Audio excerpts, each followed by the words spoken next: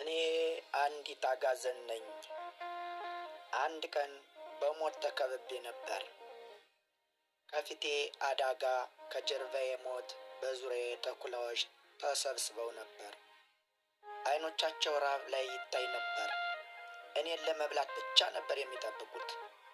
ያኔ ማንም አልነበረኝም የሚያድነኝ፣ የሚያበረታኝ፣ የሚያነሳኝ። ግን አንድ ነገር ብቻ አስብ ነበር፣ መኖር አለብኝ። ፈርቼ ነበር፣ በጣም ፈርቼ ነበር። ግን ተስፋ አልቆረጥኩም። በኃይል ሁሉ ዘለልኩ። በእግሬ መታወትና ሮጥኩ። እነሱም እንደ ጥላ ተከተሉኝ። ነገር ግን ከሩቅ ሆኖ አጮልቆ የሚልክ አንድ እንስሳ ነበር። ሊያድነኝ ግን አይችልም፣ ሊረዳኝም አይችልም። ግን የሞቱ መርዶን ለማብሰር በጉጉት ተጠብቆ እየተመለከተኝ ነበር። ይህ የክፉ ሰው ምሳሌ ነው። ሊረዳኝ አይችልም፣ ግን ስተወድቅ ለማየት ይጓጓል። ማምለጫ ሳጣ ወደ አንድ ኩሬ ዘለልኩ። በውሃው ውስጥ አዞዎች ነበሩ። ያኔ ሁሉም ነገር ያበቃ መሰለኝ። ከጀርባዬ ተኩላ፣ ከፊቴ አዞ፣ ከላይ ሰማይ፣ ከታች ሞት።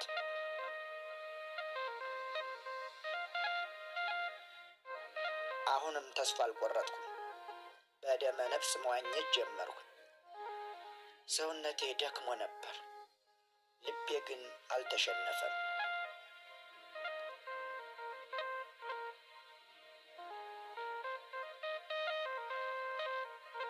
ፊት ለፊቴ ከበውኛል። ሊበሉኝ ትንሽ ሰከንዶች እየጠበቁ ነው። እንደገና ዙሬ መዋኘት ጀመር። ትንሽ ደቂቃ፣ ትንሽ ሰከንድ እፈልጋለሁ።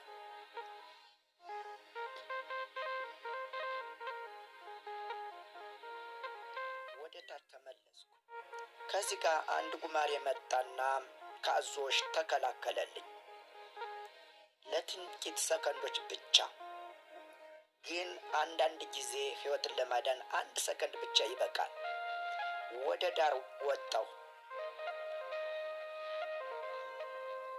ግን እዚህም ተኩላዎች ቆመው እየጠበቁኝ ነበር። ይህ እንስሳ ለማብሰር እየተከታተለኝ ነው። ከሞት ጋር ተፋጠጥኩ። በዚያን ጊዜ ወደ መሃል ለመግባት ሞከርኩ። አሁንም በሕይወት የመኖር ተስፋዬን የሚያለመልም ነገር አየሁ። ዝሆኖች መጡ። ተኩላዎችን አባረሯቸው።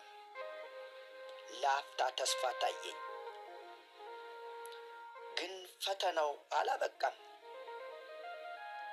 ከስሬ ሌላ አዞ ተደብቆ ነበር። በድንገት ወደ ውሃው መሃል ዘለልኩኝ። ከዚያም እየዋኘሁ ስሄድ በኋላዬ ሌላኛው አዞ መጥቶ የሆነ አካሌን ሲነክሰኝ ተሰማኝ። ህመሙ ከባድ ነበር።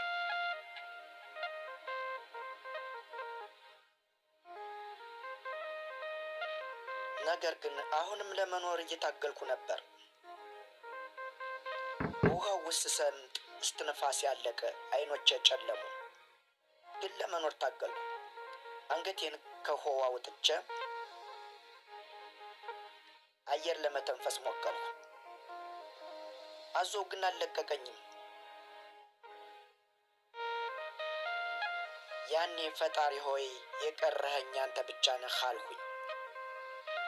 ከሞት መንጋጋ ለማውጣት የፈጣሪ እገዛ ብቻ ነበር የቀረኝ።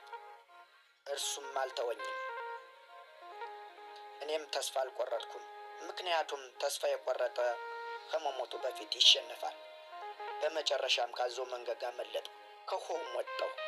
ደክሞኝ ነበር፣ ቆስዬም ነበር፣ ግን በሕይወት ነበርኩ። ዛሬ የምነግራችሁ አንድ ነገር አለ። ሕይወት በተኩላዎች ሲከበብባችሁ፣ በአዞዎች ሲያስፈራሯችሁ፣ ሁሉም መንገድ ሲመስላችሁ፣ ማንም ከጎናችሁ እንደሌለ ሲሰማችሁ፣ እባካችሁ ተስፋ አትቁረጡ።